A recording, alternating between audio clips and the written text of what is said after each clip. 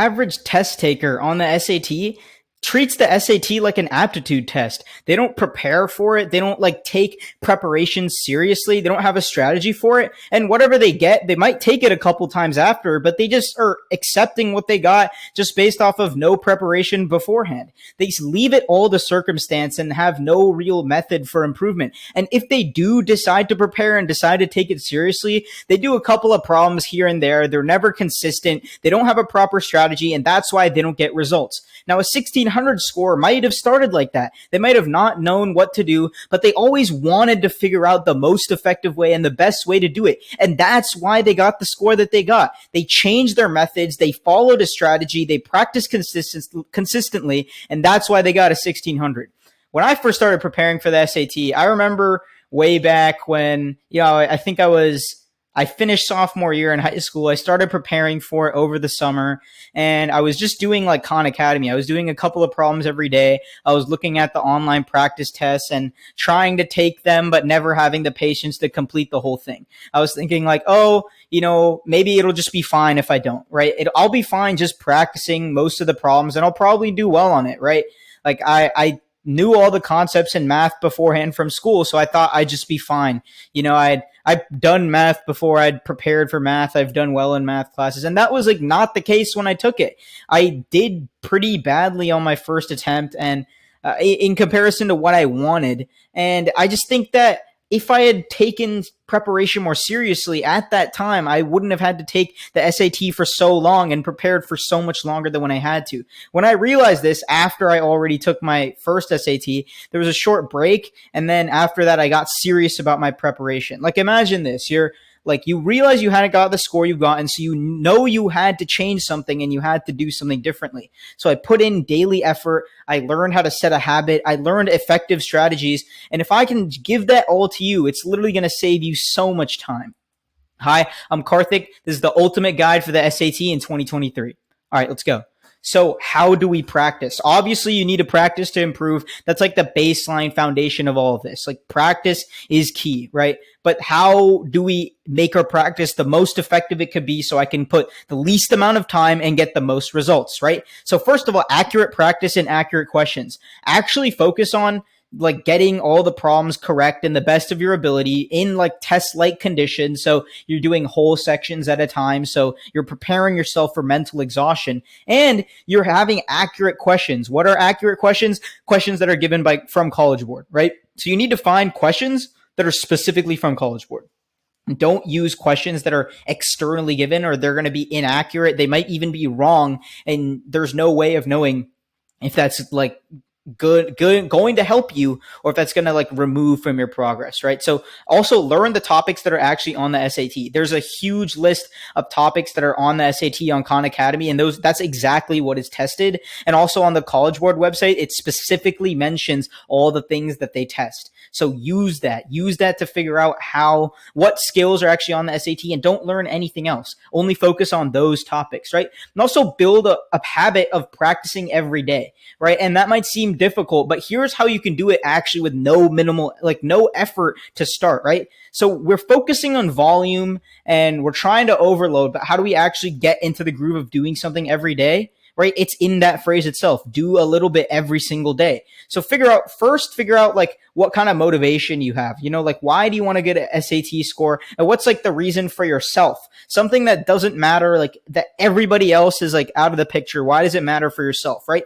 Then focus on committing to a small daily action every day. And then you want to focus on that marathon mindset where you're focusing on doing a little bit, like going the long distance, right? Improving gradually a little bit every day for 5 months, 6 months, instead of like trying to cram it all in 1 month, because that's not really effective. And as you get better at doing a little bit every day, it could literally be 10 minutes of practice every day. Overload the volume, maybe do 15 minutes, maybe do 12 minutes, and slowly increase that so you do more and improve how much you do, so you can reduce that mental exhaustion and get really good at the problems and do a lot of work. Right? So how much should you expect to gain? Like 50 to 100 points per month is a good benchmark wherever you are. It's going to like change dramatically just based on how you prepare and what your strong suits are. Like that's just very general and unspecific. And honestly, it's kind of useless information, but it's just a very general guideline that probably about 75% of you will fit into. But for me personally, it took me 1.5 years to improve my score about like 450 points,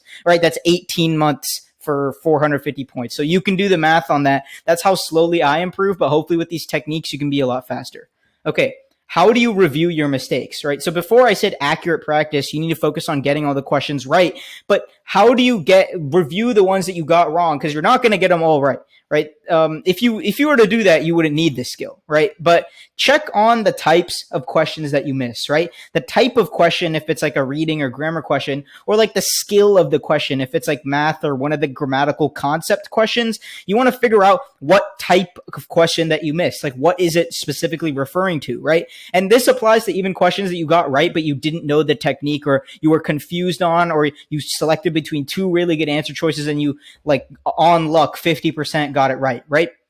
Also, careless mistakes.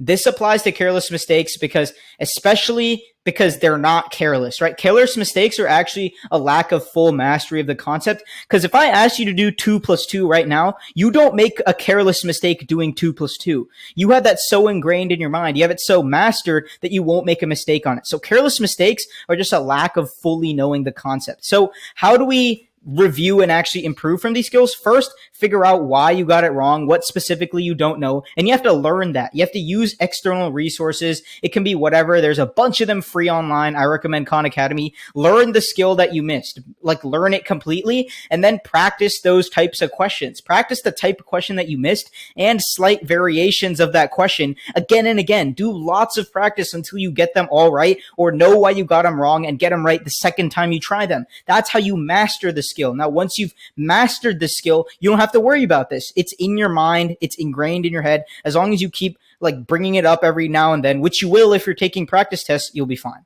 Okay. What do you have to stop doing? I'm going to give you like 2 of the biggest wastes of time that I think, right? Prediction videos. And I hate prediction videos. And I'm going to tell you why. They're so useless. You already know every single topic that's going to be on the next test. There's no like general trend of like, oh, these types of questions is in this month and these types of questions are in this month. That's so useless. It's literally the worst thing you can do. It's a complete waste of time. We actually already know every single type of question that's going to be on the test, and we already know what topics are on every single test. It's on Khan Academy. It's on the College Board website. We know everything that is tested, and it doesn't vary from test to test, from month to month. They're all supposed to be the same. They're designed to be the same. So I hate it when like there are these prediction videos of what's going to be on the next SAT, when it's just common problems that are literally on every single SAT, and you should already know them if you've been practicing. If you don't, they might be useful as an introduction, but those questions aren't going to be on the SAT 100%. But those skills that they test in those, they have in those videos are just on every single SAT. So you should just know them regardless. So I think they're just useless videos, and the people that make them know that they are like not extremely helpful, but they get a lot of clicks because they're selling you this idea that, oh, this is like what it's on and this can help you because this is going to be on the next test. But that's a lie. And I don't want you to fall for that lie like I did. Okay, so you know what's already on the test and you have access to all those types of questions. Why waste your time watching that kind of video when you actually know every single skill that's tested on the SAT on Khan Academy? You know, the people that make that kind of content, they're guessing as much as you are. They're guessing on the type of content, right? It's complete clickbait. It's just a waste of your time. And, you know, you can do it if you want to waste your time. It's like, I don't really care, but I'm just telling you right now, it's a waste of time. Okay. What is the next thing you have to stop doing? Stop watching someone else practice. You know, I'm guilty of this. I've literally went through an English section on this channel, and, you know, I realize now just how useless that is and how that's actually not really helpful for anybody, right? So I'm guilty of this not only by making this kind of content, but consuming this content when I was preparing for the SAT.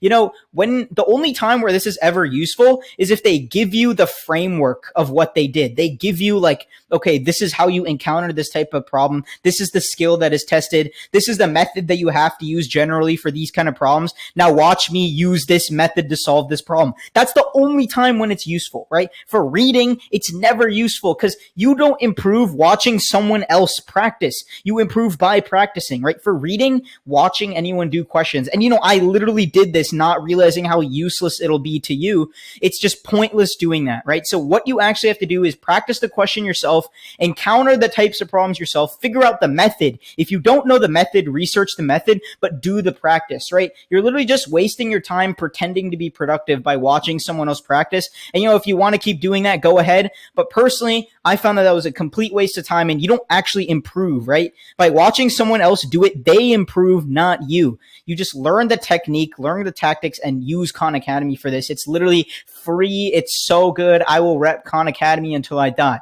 I love that website, right? So do it. And then figure out the technique of the question, right? How to solve it, what specifically is the technique you use, and then solve it like with their practice problems or with official SAT practice problems on the SAT suite like bank of questions. Look that up online. SAT releases their questions online that they're never going to use again. It's perfect practice.